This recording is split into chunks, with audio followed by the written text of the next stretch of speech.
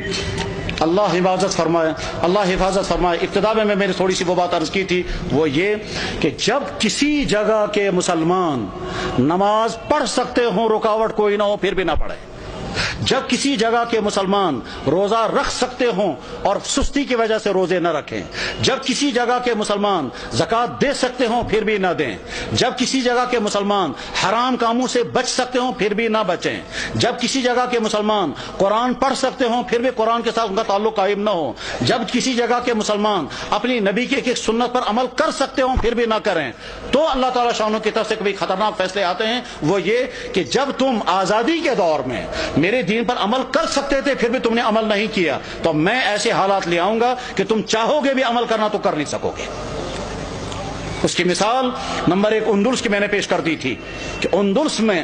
800 سال تک مسلمانوں کی حکومت رہی، اور بعد میں جب خرابیاں شروع ہو گئی تو وہ حالات آ گئے کہ اگر وہ قرآن پڑھنا چاہے تو نہیں پڑھ سکتے تھے، اپنی عورتوں کی عصمتیں بچانا چاہیں تو نہیں بچا سکتے تھے، بلکہ کیا ان کی تو جان بھی باقی نہیں رہی، اور وہاں کے مسلمان یا تو مارے گئے یا عیسائی بن گئے یا وہاں سے فرار ہو گئے، اور اس طرح سے 800 سال کا مسلم ملک جو اذانوں سے آباد تھا وہ 800 سال کا مسلم ملک کفرستان بن گیا۔ بخارا اور سمرقند یہ وہ علاقہ تھا جہاں امام بخاری، امام مسلم، ابو اللیث سمرقندی جیسا انسان، وہ علاقہ کے جہاں امام صاحب ہدایہ علامہ برہان الدین مرغینانی رحمہ اللہ تعالی جس علاقے میں تھے، کہ جس مسجد میں بیٹھ کر کے انہوں نے ہدایہ کتاب لکھی، اور 13 سال لگے کتاب لکھتے ہوئے، اور 13 سال مسلسل انہیں روزہ رکھا، گھر والوں سے کھانا آتا تھا، وہ کھانا رکھ دیتے تھے، جب گھر والے واپس چلے جاتے تھے یہ کھانا کسی غریب کو کھلاتے تھے۔ 13 سال بیٹھ کر کے انہوں نے کتاب ہدایہ نام کی کتاب لکھی تھی، جو حدیث اور عقلی علوم کا مجموعہ ہے۔ علامہ انور شاہ صاحب کہا کرتے تھے، فرماتے تھے میں ہر کتاب کا جواب لکھ سکتا ہوں لیکن چند کتابوں کا جواب مجھ سے نہیں لکھا جا سکتا ہے، ان میں سے ایک کتاب ہدایہ بھی ہے۔ جس مسجد میں صاحب ہدایہ نے وہ کتاب لکھی تھی اس مسجد میں شراب کھانا چلتا ہے۔ غرض یہ کہ جب بخارا اور سمرقند جیسے علاقے میں وہ حالات آ گئے کہ وہاں قرآن رکھ نہیں سکتے، کلمہ پڑھ نہیں سکتے، مسجدوں میں تالے لگ گئے، تو اللہ تعالیٰ شانوں کو طاقت ہے، اگر غضبناک ہو جائیں تو ان علاقوں میں بھی یہی حال ہو سکتا ہے جن علاقوں میں مسلمانوں کو موقع ہے وہ اپنے دین پر چلیں۔ میرے بھائیوں، اس غلط فہمی میں مت رہیں کہ ہمارے لیے وہ حالات نہیں آ سکتے ہیں، ہماری پچھلی تاریخ میں ایسے حالات آ چکے ہیں۔ چنانچہ کشمیر کی پچھلی تاریخ میں ایک زمانہ ایسا آیا تھا جب سکھوں کا دور تھا، مسجدوں میں تالے لگے تھے، اور جو نماز پڑھنا چاہتا تھا اس نماز پڑھنا اس کی جسم سے کھال نکالی جاتی تھی سب لوگوں کے سامنے تاکہ باقی لوگ نماز نہ پڑھیں۔ سری نگر کی جامع مسجد میں گھوڑے باندھے گئے تھے،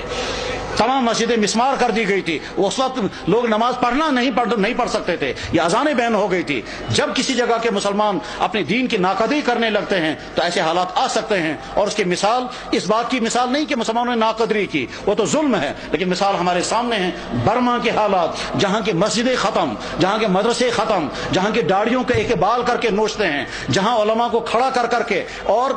سوئیاں مار کر کے ان کو شہید کرتے ہیں، جہاں ایک مسلمان خاتون کے ساتھ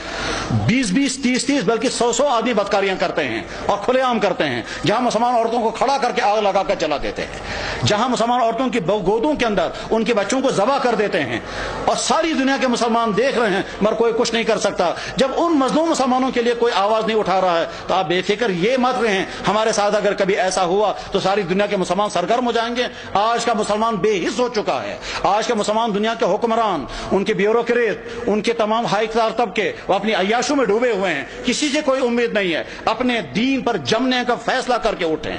اپنے ایمان پر قائم رہنے کا فیصلہ کر کے اٹھیں، اپنے دین پر چلنے کا فیصلہ لے کر اٹھیں، اپنے گھروں کے اندر دیندار گھر بنانے کا فیصلہ لے کر اٹھیں، اپنے بزنسوں کو مسلمان بزنس بنانے کا فیصلہ لے کر اٹھیں، اپنے فنکشنوں کو دین کا فنکشن بنانے کا فیصلہ لے کر کے اٹھیں۔ جب مسلمان حرام سے بچ سکتا ہو اور پھر بھی نہ بچے اور شرابیں پیے تو حالات ایسے آ سکتے ہیں کہ زبردستی مسلمانوں کو شراب پلائی جائے گی۔ جب مسلمان داڑھی رکھ سکتا ہو اور نہ رکھے تو بعد میں ایسے حالات آ سکتے ہیں کہ رکھنا بھی چاہیں تو نہیں رکھ سکتے۔ ساری ترکی کے اندر مسلمان داڑھی رکھ نہیں سکتا، حالانکہ سارا مسلمان ملک ہے۔